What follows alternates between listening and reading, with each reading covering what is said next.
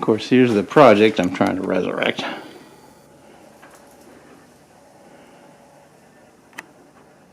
Any help you can give me with the garage door springs and mechanism, I'd appreciate it. It would make this issue just a little bit easier.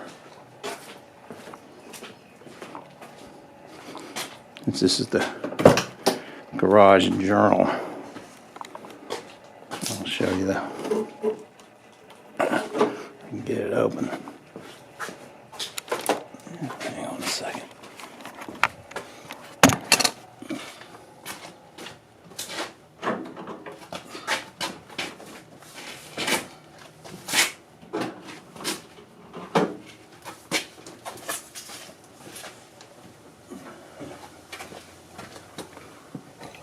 Yeah, not able to get the trunk open, which is too bad because the engine was in very good shape. So anyhow, any help would be appreciated. Thank you.